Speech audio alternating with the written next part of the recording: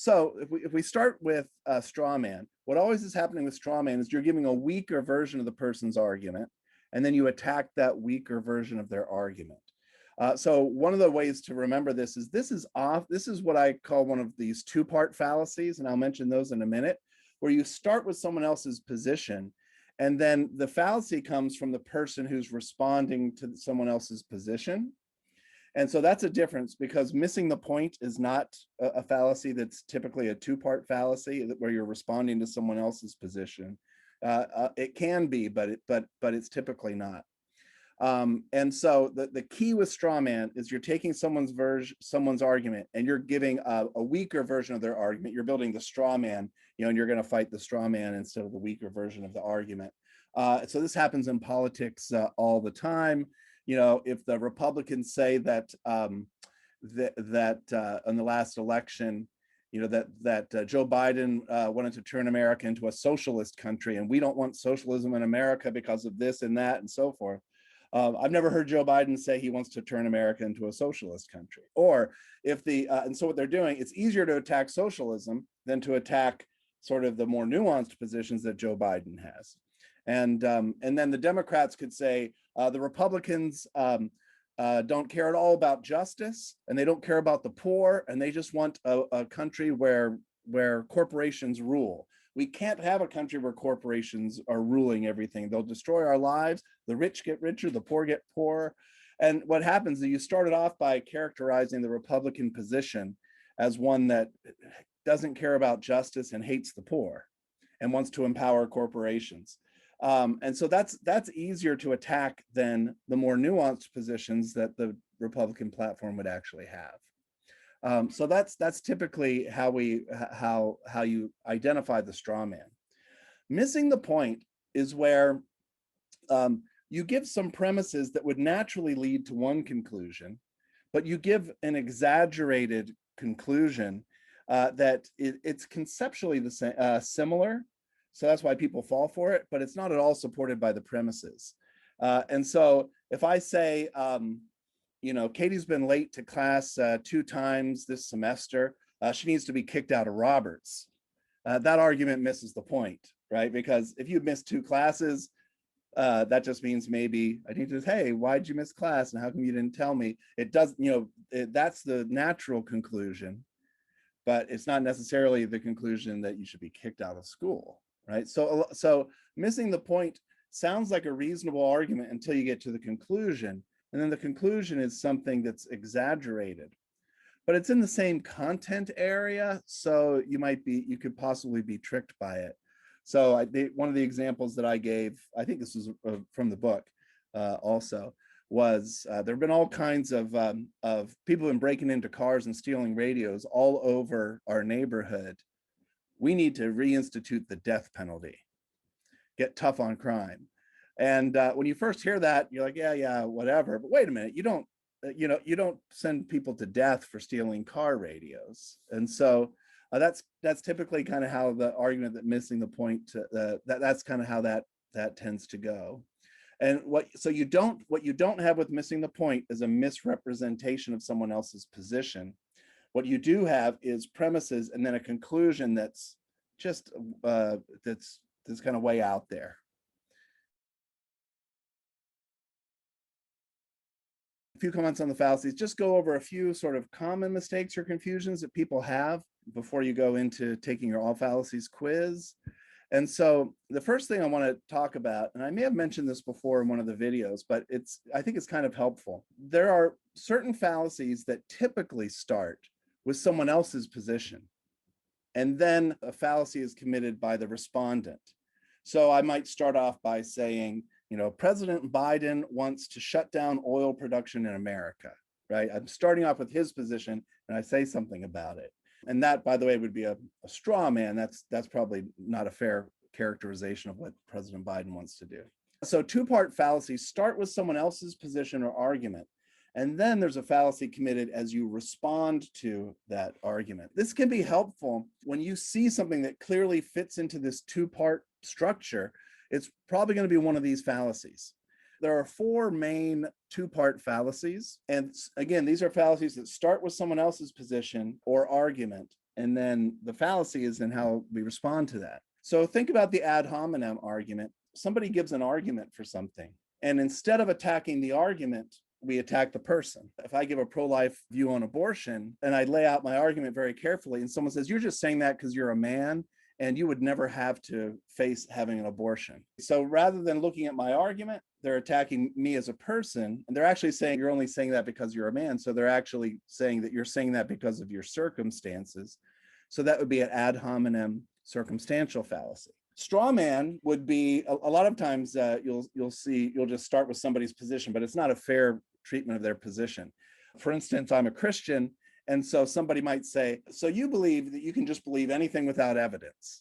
Well, that's ridiculous. So they start by taking my position as a Christian, and they change it, they exaggerate it, they make it weaker to make my position be that you can believe anything you want without evidence. If someone said, Obama is introducing the Affordable Care Act, clearly he wants to turn this into a socialist or communist country.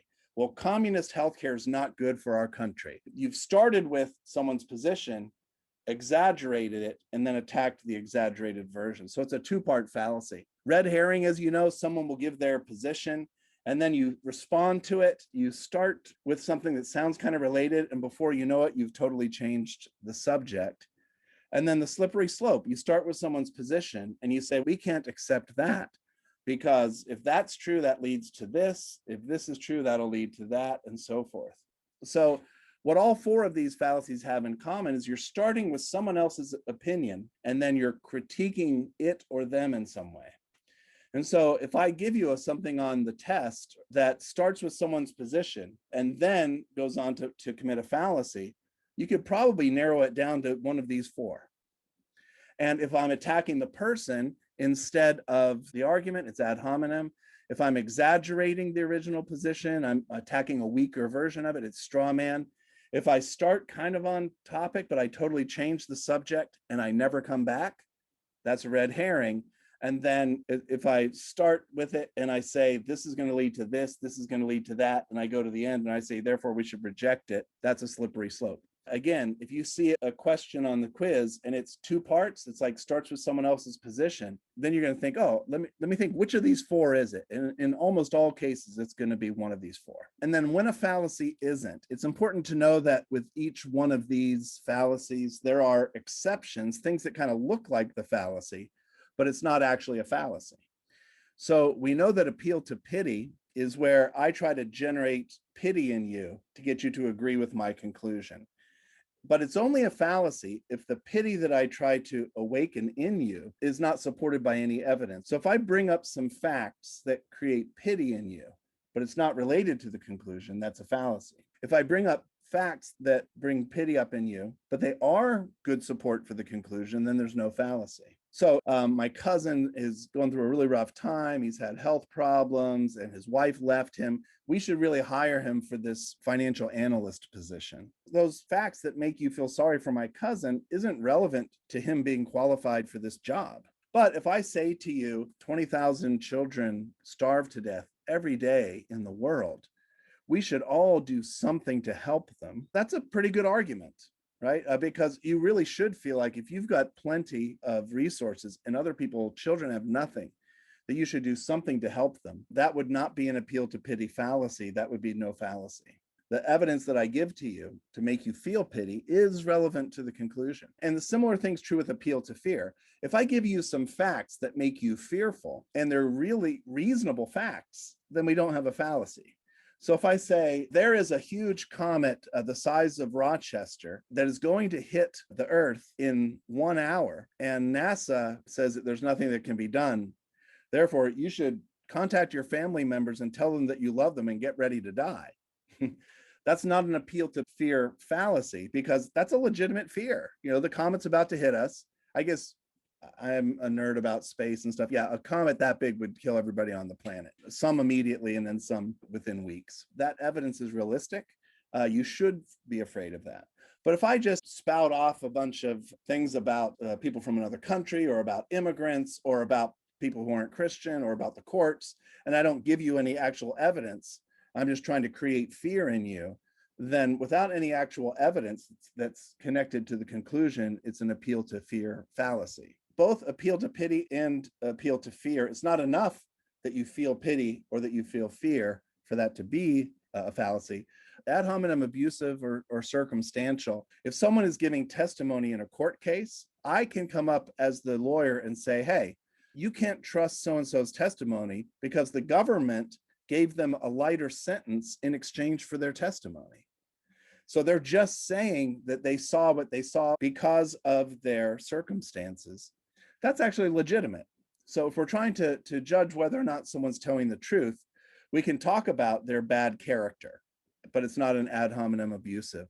We can talk about the offer that was given to them by the prosecution, and that's not an ad hominem circumstantial. Also, appeals to ignorance. I've mentioned this before in the videos, but appeal to ignorance always takes this form. No one has ever proven X, therefore X is false, or no one has ever disproven X, and therefore X is true.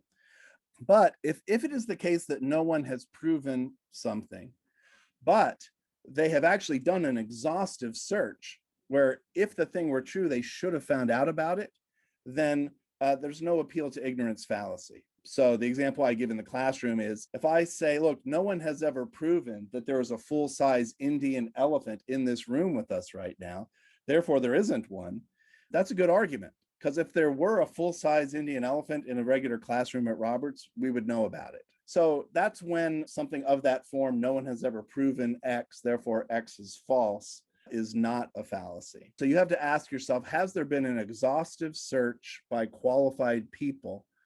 And if there has been, and they haven't found evidence for X, then we can conclude that X doesn't exist. And then also appeals to an unqualified authority. Remember that we have appeal to an unqualified authority either because a person's really just not qualified, or they might be qualified, but they're in a field in which there is great disagreement. So if I pointed to an economist, a brilliant economist who says that Trump's tax cuts, let's go back in time, these tax cuts are going to hurt the American economy and they're going to cause wages to fall, and I appeal to just one economist, that's an appeal to an unqualified authority, no matter how famous the economist is. You have economists on all sides of that issue on the effectiveness of tax cuts. So you can't appeal to just one authority, even if they do have the right credentials. And you can't appeal to unqualified authorities either. So those are some distinctions that I thought could be helpful for when a fallacy isn't, when there's actually no fallacy. And then differences between fallacies. These are some that people sometimes get confused. Let me start with the second one. People just get the directions confused sometimes. So we had a question, we had an argument in the dialogue recently, and Brad, I think it was, said, the senior class is graduating in May, therefore I am graduating in May. And he's starting with a characteristic had by the whole, the senior class. He's starting with a characteristic had by the whole class, graduating in May, and then he's assuming, excuse me, that it also applies to each and every part. But that's not the case. So you know that there can be someone who's in the senior class who will not graduate in May, as it turns out, because they might fail some of their classes, for instance. So that's composition, that's division, where you take a characteristic of the whole and you apply it to the parts. You're dividing it. So you're going from the whole down to the parts. Whereas composition is every basketball player on this team is excellent. So they have the quality of excellence. Therefore, this is an excellent team. I'm going from the parts to the whole. So I'm composing something. Right? Instead of dividing the whole down into its parts, I'm composing a whole, saying that the whole has the same characteristic of being excellent. And we know you can have 5 excellent players, but they might not play well together as a team. You can also sometimes have an excellent team where not all the players are excellent. That would be division. If I say the Steelers team that won Super Bowl 40, excuse me, in Detroit, that was an excellent team. Therefore, every player on that team was excellent. Well, that's not true. They actually were much better as a team than they were as far as their individual talents go. So that's just the direction difference here between composition and division. With regards to suppressed evidence and begging the question, sometimes people have a hard time telling these two apart. I guess I will open this up in case because people like to see a face. I don't know if you could see my face already, but so the big difference here between suppressed evidence and begging the question is this. With suppressed evidence, the premises support the conclusion as they stand. So it actually looks like a good argument. And so I've got two premises or three premises, they support the conclusion. It looks good. But there's some other fact out here that they have not included. And this fact is a publicly available, non-controversial fact. You know, maybe everybody doesn't know it, but you could find that out. If you were to add this fact in as a premise in the argument's no longer any good. So that's suppressed evidence. We've got an argument that's basically looks good, but the only reason it looks good is that there's some extra evidence, an extra premise that's left out that is non-controversial, that almost everybody would accept. And once you know that information, then it's no longer a good argument, right? The inference is no longer a good one. So you're keeping out some information that's going to totally make that conclusion look different. So if I said to you, let's say, I guess I gave a couple of these examples in the video, so I'm maybe try to think of another one. But one example I gave in the video, I'll start with that one, is Anton LaVey is an incredibly talented administrator. He took his religious organization from just a handful of people to thousands of people across the globe, and he's a charismatic teacher, and he's very organized. Therefore, we should consider him for the next president of Roberts Wesleyan College. And you'll notice that argument sounds pretty good. You might say, well, there's other characteristics, but it sounds pretty good. But there's some information about Anton LaVey that I'm not including. And that is that the religious organization that he was the leader of was the Church of Satan. And so once I realize he's the leader of the Church of Satan, and I add that to the rest of the premises, I would no longer be inclined to believe that he should be the next president of Roberts Wesleyan College, a Christian college. And so that's typical of suppressed evidence, that we're leaving out some sort of a fact that once added in, it makes the inference look a lot weaker. Now, begging the question, we have an argument that is where the inference is bad already because you're leaving out a crucial premise. And this is something when I teach about abortion, I talk about the pro-life version of this and the pro-choice version of this. But begging the question, if I say a woman has a right to do what she wants to with her own body, therefore abortion should be legal, that's a bad inference. Just because you can do what you want to with your own body, that doesn't mean that you should be able to get an abortion. It only would follow if the fetus is just a part of the woman's body. Right, so that missing premise, you'll notice, is a controversial premise. It's whether the fetus is a person on its own or not. It's whether it's merely a part of the woman's body or it's a person. That's the very thing we're arguing about. So you're begging the question. You're leaving out that that crucial missing premise, and it's something that's controversial. And it's the very thing you should be giving evidence for. You really need to give evidence for that premise that you left out. That's begging the question. And pro-life people might do that as well. Hey, it's wrong to kill innocent children, therefore abortion is wrong. Well, abortion is wrong does not follow from it's wrong to kill innocent children.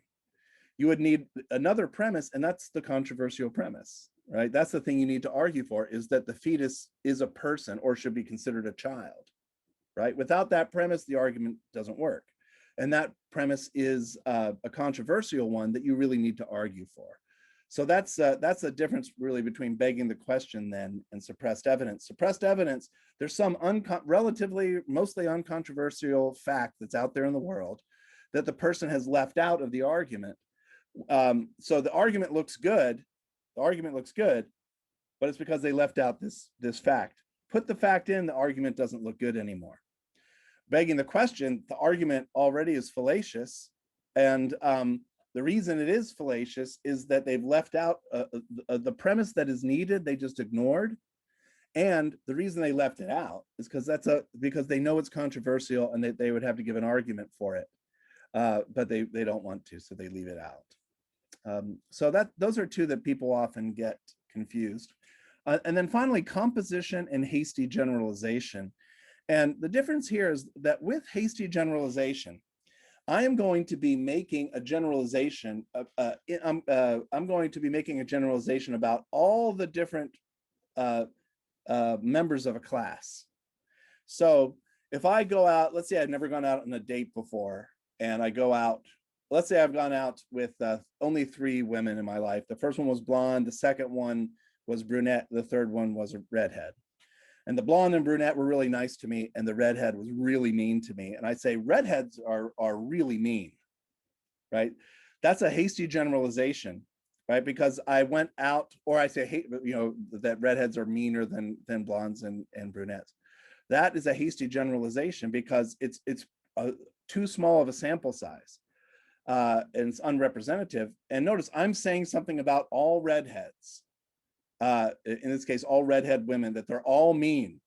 Every single one of them. I can't think of any redheaded women right now, but here's some famous redheaded women. I don't know, but I would just name them all. Amy Adams, is she redheaded? And then what's her name? She's a famous actress. She's anyway. So Amy Adams. I'm saying something about any of your friends who are redheaded, or if you're redheaded, I'm saying but individually about all of those women that they're mean, right? So that's a hasty generalization. The characteristic that I discover through my experience, I'm saying belongs to every single one of those women, right? And so now with composition, what's happening is I'm taking a characteristic of a part, and I'm saying that it applies to the whole thing itself, not every little part of the self of the whole, but the whole itself. So I say, for instance, every cell in my body is invisible. Therefore, I am invisible. That would be composition. I've already said that all the little parts are invisible. The parts of my body are invisible, right? So I wouldn't be saying anything new to say, you know, all the parts of my soul of my body are invisible. Therefore, the parts of my body are invisible. That doesn't say anything. I guess that begs the question. It's circular. But so what I'm saying is that characteristic had by every little part of my body is had by the whole, and that's composition, as opposed to saying something that's a general statement that's true of every person or every individual in that category. So if I said this, my cat, each of my cats weighs less than 14 pounds. Therefore, my cats together weigh less than 14 pounds. That would be composition. And you'll notice I'm talking about, like, I'm holding both of them in my hands, like, you know, this Aji, less than 14 pounds, Lily, less than 14 pounds. And then I say, this is them both less than 14 pounds, that's composition. But if I say, you know, Lily is annoying because she meows all the time. Boy, are cats annoying how they meow all the time. That would be a hasty generalization. And I'm taking my experience with Lily, who really does meow all the time, and I'm saying everybody, you know, Fluffy, Socks, you know, your cats if you have them, each of those individually is meowing all the time. And so that's the distinction there between composition and hasty generalization. So that's my overview of some like common confusions that people have. And so I'll just stop here and see if you have questions about any of that, and then any other questions that you might have. So.